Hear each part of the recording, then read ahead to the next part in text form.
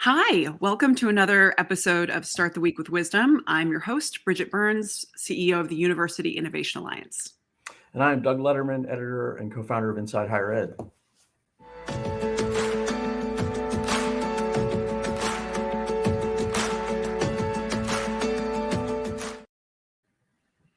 Each week I team up with Doug to have, well, not each week. We've actually had a couple weeks off. It's been nice. We needed to recover.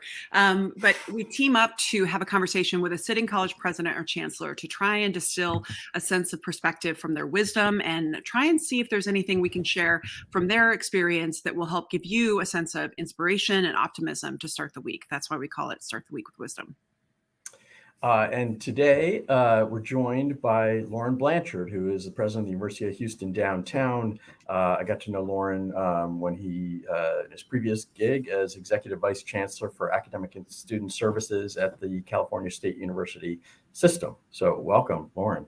Thank you very much. Happy to be here. And I got to meet President Blanchard because we were both part of the California Recovery with Equity Task Force that was formed by Governor Newsom. And so in the midst of COVID, got to talk about the ways that that California could strategically position to try and actually come out ahead on some of the longstanding issues that it had been wrestling with. So it was a great pleasure to connect with you at that time and to learn a bit about your perspective. But today, I want to make sure that folks understand just kind of how unique your leadership experience has been in the last few years. So first, you're at a system leadership position. And so very strong, vibrant system. And now you're in a strong system, but you're now at a campus. I'm super curious about how that, how your perspective has changed, perhaps as a result of now being in this different kind of position. So good question. And thank you again for inviting me to participate here today. You know, the interesting thing is that if we even go beyond the work that I've been doing at California State University and now at a campus level, you'll find that I had a pattern of working within a university setting and then moving it to a system level, then back to a campus level system. And a lot of that really, at first, I probably wouldn't say that it was systematic. It was just the fact that, you know, just having an opportunity to move from one opportunity to another. But within time, it did become more systematic. And what I mean by that is that, you know, having an opportunity to really be at the ground level on a campus, and providing a lot of leadership to areas that matter a whole lot around student success, around faculty excellence and high quality campus operations, that those were three signature pieces that mattered a lot. But I knew as well that in terms of some of the learnings, especially around student success and the relationship between student success and equity and justice, that those areas really needed to find a way that there could be some policy behind them, that if we really wanted to scale some of our learnings and implement strategies that could really help universities throughout either the state or the country, pay close attention to those strategies in order to move universities forward, that became really the rationale for why it is that I moved in and out quite a bit between a campus and a system.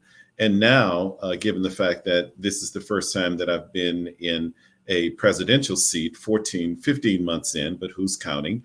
But the reality is that I can see the work that's being done around running a campus, how important it is to have that system perspective, largely because of the fact that when you are in the process of really giving leadership to a lot of efforts that center on students, that center on faculty excellence, that center on making sure that we stay focused on our work in partnering with not only businesses and agencies, but also understanding our connection to the city of, in this case, the city of Houston, that it really does take strong policies that need to be in place that can augment and give, if you will, support to the work that we're trying to get achieved to make sure that ultimately that our students are going to graduate with the knowledge, skills, and dispositions that empower them for readiness for either graduate or professional school, the workforce,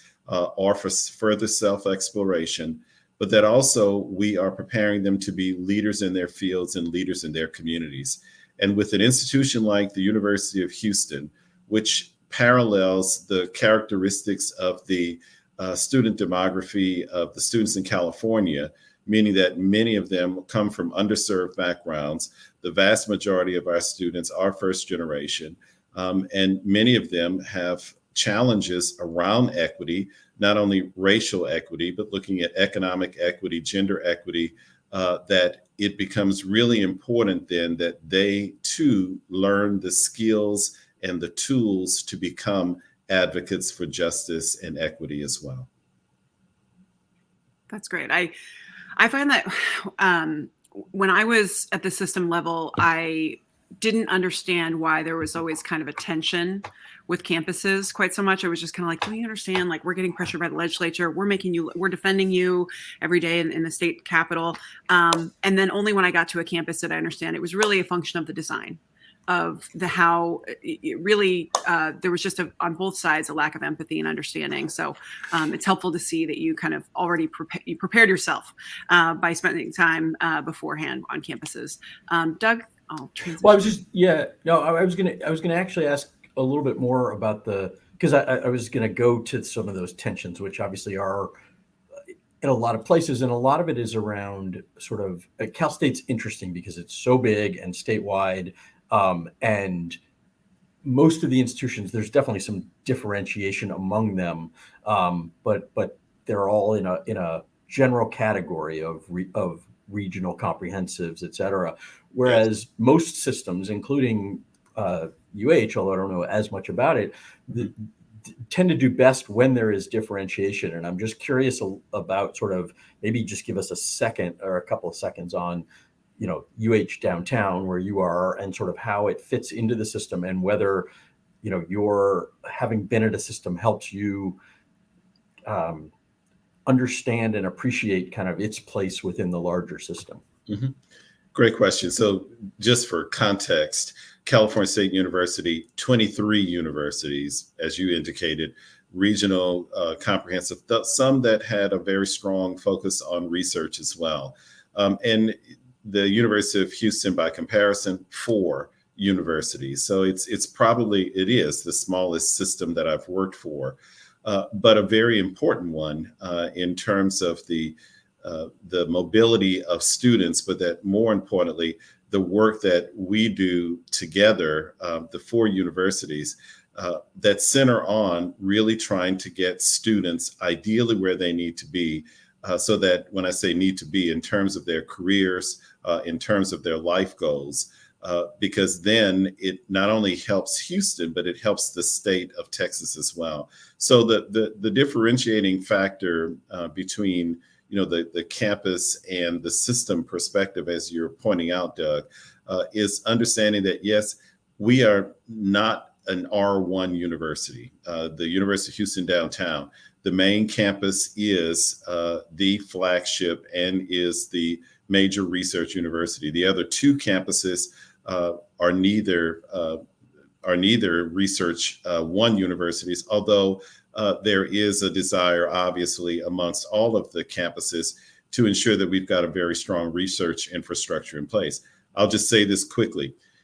Where I really see the difference between the University of Houston downtown and the University of Houston main campus is that as the main campus really does, they're driven by the agenda to become increasingly within the top 15 of research universities. That my aspiration is that just as you've got the R1, that we're looking to become a G1 university. I know people will say, well, what in the world does that mean? And we're talking about generational differences. And the fact that you heard me say the vast majority of our students not only come from underserved backgrounds, but they also are first generation. And that, we really are working to ensure that each student does have as its goal the earning of a degree, but a degree of value that really allows them to meet their goals, but that we're not just doing it for them, but it's also the fact that we engage families here as well, so that they really understand the difference that this degree makes for an individual, but also for their entire family, and also looking forward to the generations to come. So there is this notion of really understanding the role that a campus like ours has, not only in producing in large numbers the nurses, the teachers, the police officers, all of those essential services that we need here, but also then understanding that it then triples and quadruples in the effect of having their children and their children's children understanding not only the impact that that one person has had, but it also inspires them to know that they too can acquire their degree from the University of Houston downtown and also make a difference for their families and for the community that they live in. That's great. I also, when we were analyzing for expansion for UIA campuses, we looked at all of the University of Houston campuses because of the sheer volume and diversity of students served. And definitely the downtown campus, you really have, it is traditional urban, in that you have really the students that we prioritize, low income first generation students of color in a large scale. So but yeah, it's a beautiful portfolio. And I think the UH system, in terms of what the various campuses and what you have to offer, and being the fourth largest city in the country probably makes you bigger than some state systems and states, right? I mean, I wouldn't doubt it if we did that math that you'd show up in the anyway. The field is large, right? And the reality is that very much like California, that there was really no true student access issue. That for us, there is some competition, but because the field is so large, there really is no need to feel like we're being competitive with one another. Yeah. Well, I want to shift to part of your unique leadership journey, not just having spent time in the Louisiana system and the Cal State system, and now Texas in the University of Houston system, and coming to a campus, is that you also transitioned roles in the midst of COVID. And I am fascinated by leaders who made that choice, and because it was a very difficult choice to make. And we need more leaders to be willing to do that, because we're seeing such a high turnover right now. There's so many vacancies and folks are a bit more skittish, I think. So I'm curious about, for you, now that you've done it and you made it through and relocated in the midst of everything, what advice would you give yourself 2 years ago about how to do that effectively and how to build relationships effectively in the midst of all of this? Great question.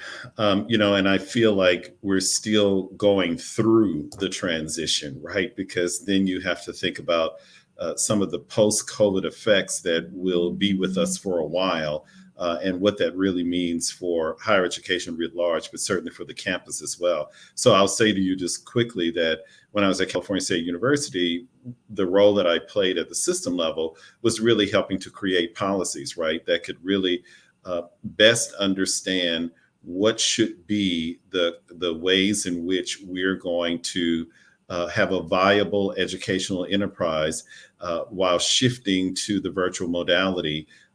For which, in many cases, many of the campuses did not have, they had the infrastructure to move wholly, but the reality is that this was the first time that any system as large as California State's was moving wholly to the virtual modality.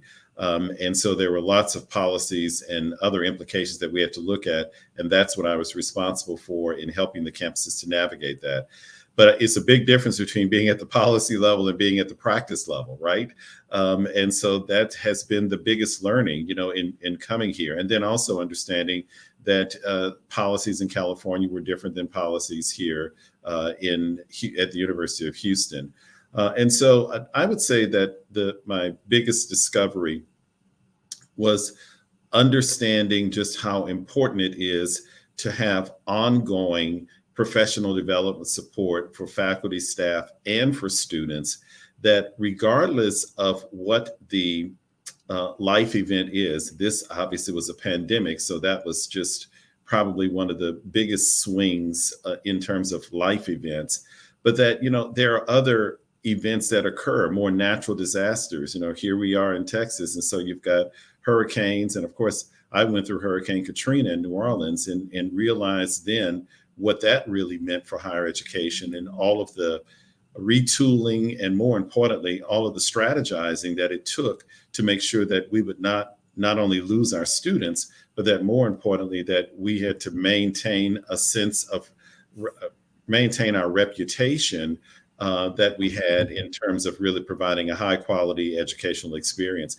So regardless of what the life event is, it really is important to engage in regular professional development so that you're really preparing yourselves in such a way that when this life event occurs, that you don't feel like it's turning your world upside down, that we've been preparing all along for these kinds of events.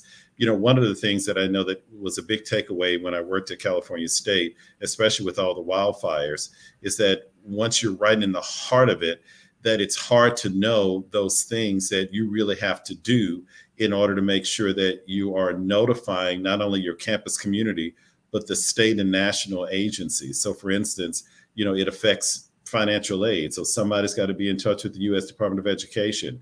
It means that you're going to have some days off and that you won't be able to engage in instruction, which means that you've got to get in touch with the U.S. Department of Education again. So lay out in a format, here are all the things that when you know that you're going to experience a disaster of this type, all the things that you will need to take care of, have a checklist so that it's a no-brainer that you've got it there. But in addition to that, within that checklist is really a regular professional development that we're providing that also helps students so that they know that, because part of our psychology is that because students really spend so much time using their devices, be it a phone, be it a computer or a desk or a laptop, the reality is that it doesn't mean then that they know how to engage virtual education successfully. And especially if you're talking about first generation students, like the ones that we serve at California State and here at the University of Houston, that it really does take quite a bit of engagement to get students where they need to. So the biggest learning for me has been really setting up a series of professional development workshops that we're doing right now on a regular basis, regardless of what the situation is, so that in the event that the next situation occurs, that we feel that we are much more ready than we have been when we first encountered the pandemic, and that more importantly, when we hit these seasons of hurricanes and fires and earthquakes, that we know exactly what it is that we'll need to do in order to be best prepared to keep the university moving forward.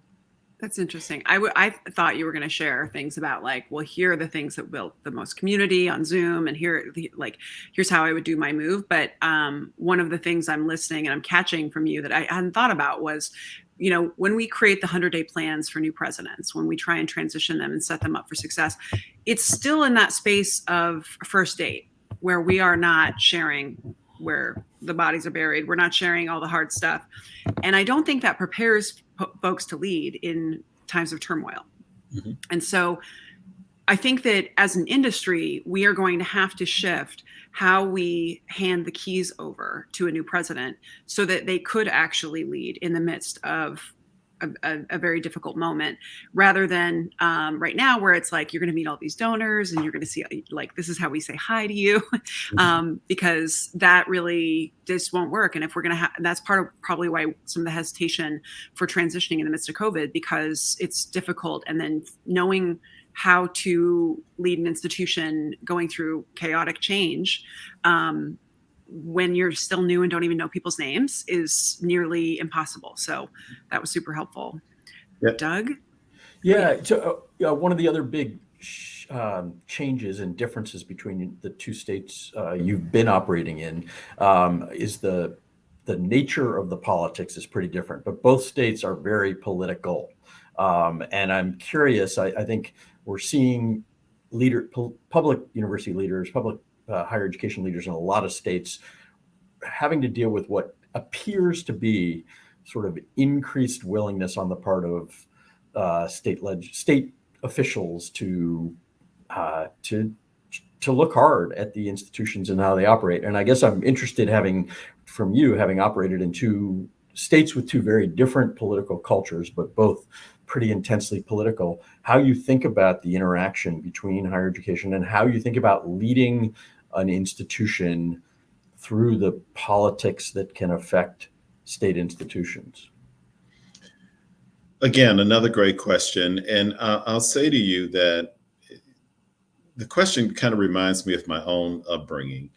So I had parents, both of whom had never completed college, and often underestimated the real power that they held in our household in raising up higher education as the advancement to our careers and a pathway to make sure that our lives, my sister and mine, would be better, would be different than the lives of my parents. It's kind of interesting that growing up, I never realized that we really were impoverished, but I never knew it because my parents made so many sacrifices to make absolutely sure that we didn't feel the brunt of what poverty meant. And they believed wholeheartedly in the civil rights era, in the civil rights movement, and in that the way up, the way to lift your families up was through education. And what's interesting is that really hasn't changed now, that when you look at what matters most to not only build communities, but build families with an understanding of what it takes to move young people from one level of economic and or social mobility to the next, that the empowering factor is education. And so regardless of the race that you come from, regardless of the economic situation that you encounter, regardless of gender, environmental circumstances, that what stands tall still today is the ability to acquire a high quality education that really then lifts you out of your circumstances and puts you in a different position to not only lead, but to make sure that your life circumstances are actually very different than that of your previous generations. And so that psychology, that thinking, that's deeply embedded in me, it transcends politics. I know that sounds strange, but if you lead with that level of vision and understand, as it has been for me, the power of higher education in really advancing people to the point where they become advocates not only for themselves, but advocates for their communities, regardless of whatever the situation is that is troubling us. Right now, obviously, we know that we're seeing more racial discrimination and gender discrimination than we've seen before. Certainly, I'll be 60 next month. And it's kind of interesting because the civil rights era happened when I was a young kid. And so some of that discrimination that we heard about, it's kind of interesting to actually see it now firsthand happening, and to still understand that what lies at the top of all of this, when you climb up 6,000 feet above all of this and you look down, you really realize that education remains the key to lift us out of this and to get us beyond and to move us forward. That's perfect. I completely agree that focus on the bread and butter of our work, the actual core of it. And it really doesn't matter where you're at. So I want to shift to what advice has been most valuable to you in your career that has been I'm curious about what has been useful and who it came from. So, what I live by is the advice of one of my former supervisors, Dr. Sally Clausen, who was president of the University of Louisiana System and Commissioner of Higher Education, as well as my current Chancellor, Renu Couture. Both of them made it very clear, and still today with Dr. Couture, that results matters most. And that, you can talk about a lot of things, but if you're not focusing in on the results, then the talk becomes really cheap. And so that's what I have aspired to do in every place where I've worked. And that is to really look at impact of the role that I have been in order to really move the needle substantially forward. One of the value added aspects of my role here was the fact that I was able to lead the campus through the development of a new strategic plan, with 7 principles that lie in front of us to move forward, not only to implement so that it has an impact on this campus with some real metrics in place to make sure that we're able to meet them, but also really understanding our role as a campus that has that direct connection in with the city of Houston. And a lot of the issues that we see that surround us on a daily basis, we can take homelessness as one of those, and environmental erosion as another, that, we see ourselves right in the middle of that, and connecting with the city in order to move those areas forward in ways in which that we benefit not only from the intellectual capacity that our university brings to the city, but also looking very carefully at the cultural capacity that we have as well in order to move us forward. So, it's really about results. Certainly, I know that you're aware, Bridget, that when at California State University, that we spent a lot of time with Graduation Initiative 2025, which had 3 big goals, and we showed evidence of how we were meeting those on an annual basis, not only to the state legislature, but to the state of Texas, the state of California. And those 3 big goals were to dramatically increase graduation rates, to eliminate equity gaps by race, ethnicity, as well as socioeconomic status, and to help the state of California meet its workforce goals of 2030, where there was a need for 1.1 million more baccalaureate degree holders, and the role that the California State University would play in helping the state to meet those goals. And so we've got similar goals that's happening right here in Houston as well. And not only in terms of the equity piece, but also looking very carefully at what are the needs, the workforce needs for Houston and the greater area, and the role that we are playing in providing some of those critical workforce areas that you just heard me mention before around criminal justice and around teaching and around nursing, that all of those are really important areas that we play a major role in helping to fill, and can show through metrics the progress that we're making on an annual basis, but that more importantly, really helping to ensure that there's an understanding that as we sit right here in the downtown area of Houston, Texas, that we really believe and know that we can be the anchor that this city is desiring to have. Well, we hope that you are successful. It has been delightful to hear a little bit of your perspective and kind of how you think about this work on this Monday morning. And we so appreciate you being our guest. It's been lovely to have you here. Doug, thanks so much for joining us. I know that it was a miracle that it happened. So always great to have you as the co-host. And for those of you at home, look forward to having another conversation in 2 weeks with Stephen Percy from Portland State University. So we hope that you have a wonderful week, and thanks so much for joining us.